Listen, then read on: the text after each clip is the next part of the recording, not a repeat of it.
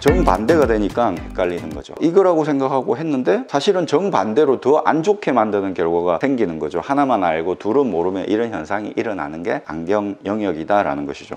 여러분 안녕하십니까, 아이구루입니다. 안경을 쓰는 사람들이 극히 조심해야 될 부작용에 대해서 말씀드려 보도록 하겠습니다. 지지난 영상에서 변희재 씨처럼 안경을 써서는 안 된다라는 이야기를 했었지 않습니까? 안경이 이렇게 되면 우한 하사위, 그러니까 좌한 상사위가 발생할 수 있고, 이렇게 되면 우한 상사위가 발생될 수 있다. 그러니까 좌한 하사위가 발생될 수 있다는 것이죠. 여러분이 지금 안경을 이렇게 한번 하고 봐보십시오. 사물이 좀 흐려 보일 겁니다. 이렇게 해도 좀 흐려 보이고 뭔가 두 개로 보일락 말락 하는 것 같고, 그게 바로 프리즘이 걸렸을 때 발생하는 현상인 것입니다. 수직 사위가 없으신 분들은 수직 사위가 생기면 어떻게 되지? 잘 모르실 거 아닙니까? 간단합니다. 이렇게 해보면 됩니다. 와, 이게 수직 사위구나 라는 걸 아실 수 있을 겁니다. 이렇게 안 해도 이렇게 한 것 같은 느낌이 나는 사람들이 있다는 것이죠. 정상적으로 이렇게 쓰는데도 이렇게 쓰는 것 같은 느낌, 실제로 두 개로 보이는 사람들이 있어요. 수직 사위안인 것입니다. 수평에 문제가 생길 수가 있어요. 수직 사위가 아니라 수평 사위겠죠. 크게 수직 사위와 수평 사위로 나뉘어지는데, 수직 사위는 이거 아니면 이거겠죠. 수평 사위는 이거 아니면 이겁니다. 수평 사위가 훨씬 수직 사위보다 많다라는 것이죠. 수직 사위는 많지 않지만 있다고 했을 때 아주 심각한 어려움을 야기하는 것입니다. 때문에 반드시 프리즘 렌즈로 처방을 해서 안경을 써줘야 되는 것이죠. 수평 사위는 훨씬 자주 발생을 한다. 그림을 또 그려보겠습니다. 수평 사위니까 위에서 봐야 되겠죠. 옆에서 보는 게 아니라요. 이게 눈이죠. 건시안입니다. 조제 가공을 할 때 빛이 이렇게 정확하게 통과되게 가공을 해야 되겠죠. 그런데 만약에 어떤 이유로 해서 안경이 이렇게 제작이 됐다고 해보자고요. 빛이 이렇게 통과하겠죠. 빛이 기저 방향으로 꺾인다고 했지 않습니까? 삼각형이 이렇게 되니까 이게 프리즘이죠. 빛이 정상적으로 일로 와야 되는데 이렇게 온다는 것입니다. 상반이 글러브라고 했지 않습니까? 빛을 잡기 위해서 이렇게 가겠죠. 그러면 눈이 위에서 봤을 때 이렇게 돌겠죠. 안에서 바깥으로 가는 건 뭐라고 했죠? 내사위라고 했죠. 바깥에서 안으로 오는 것은 외사위, 내사위가 유발된다는 것이죠. 그런데 시간이라는 변수가 가미되니까 어떻게든 하나로 보려고 눈이 노력을 하잖아요. 유발이 됐지만 이걸 극복하기 위해서 노력을 하는 것입니다. 뉴노멀이 되는 거예요. 내사위를 어느 정도 극복하면서 이렇게 산단 말입니다. 근데 이제 제대로 안경을 맞췄다, PD를 동공간의 거리를 정확히 재서 이렇게 하면 이제 그때는 이렇게 된다는 것이죠. 이것이 뉴노멀이 돼버렸기 때문에 이렇게 돼버린다. 정확히 해서 내사위가 유발되지 않지만, 안경으로 인한 내사위 유발은 없지만 이렇게 돼 있기 때문에, 그동안에 이렇게 힘을 줬기 때문에 이제는 이렇게 다시 힘을 써야 되는 상황이 되는 것이죠. 사람은 적응의 동물이지 않습니까? 안에서 바깥으로 힘을 써야 되는 상황이 되기 때문에 이게 바로 내사위인 것이죠. 아무리 해도 힘들다, 안에서 바깥으로 눈을 벌리기가 힘들다 라고 한다면 어떻게 해야 될까요? 그때는 이렇게 해줘야 되겠죠. 빛이 이렇게 갈 거 아닙니까? 이제 반대로, 그러니까 병 주고 약 주고 하는 상황이 일어나게 되는 것이죠. 이게 베이스니까 베이스 아웃 프리즘 처방을 해줘야 된다. 외사위가 그나마 괜찮을까요? 내사위가 그나마 괜찮을까요? 외사위가 그나마 괜찮습니다. 왜냐하면 눈을 모으는 거는 할 수 있기 때문이죠. 사람이라는 게 팔이 안으로 굽어지잖아요. 바깥으로 굽어지지 않잖아요. 눈을 이렇게 모으는 거는 괜찮게 사람이 해내지만 양쪽으로 눈을 벌리는 거는 어렵죠. 이렇게 내사위가 유발되어 가지고 내사위가 굳어져 버린 경우에 이때는 모으기가 쉬웠지만 이때는 벌리기는 더 어렵다는 것입니다. 둘만 낳아 잘 살자, 둘도 많다, 하나만 낳자마 이렇게 해가지고 인구를 줄이는 거는 쉽지만 다시 인구를 늘리기는 어렵지 않습니까? 그런 것처럼 내사위 유발돼 가지고 눈을 모으게 하는 거는 쉽지만 다시금 벌리게 하는 거는 어렵다라는 것이죠. 수직 사위가 제일 어렵지만 프리즘 처방을 반드시 해야 되지만 내사위도 그에 못지않게 어렵기 때문에 프리즘 처방을 해줘야 된다. 건시인 경우에 PD가 동공간의 거리라고 했죠. 60mm인데 이 사람이 자기는 안경이 큰 걸 쓰고 싶다는 거예요. 안경을 큰 걸 이렇게 하는데 안경 렌즈가 겨우 요만해요. 초점을 정확하게 맞추려면 작은 안경테로 하십시오 라고 했는데도 자기는 큰 걸 하고 싶다는 거예요. 70으로 어쩔 수 없이 동공간의 거리를 맞출 수밖에 없었다 라고 해보자고요. 그러면 여기와 여기의 거리가 70이 되는 거죠. 여기와 여기 60이 돼야 되는데 70이 되게끔 맞출 수밖에 없었다고 한다면 베이스 인 프리즘이 걸리게 되는 효과가 나타나게 되고, 그러면 뇌사위가 유발되어서 이런 안 좋은 결과, 안 좋은 부작용이 나타날 수 있다는 것입니다. 이런 거는 극히 드문 케이스고 조제 가공을 하는 중에 실수를 한다든지 그래서 근시인 경우인데 PD를 크게 해버리면 뇌사위가 유발된다는 것이죠. 이런 케이스를 봅시다. PD를 좁혀버린 거죠. 근시인 경우인데 PD가 작아져 버린 것이다. 60을 해야 되는데 54 정도를 해버렸어요. 그러면 어떤 현상이 벌어지는지 보겠습니다. 빛이 이렇게 들어오는데 이게 삼각형이죠. 베이스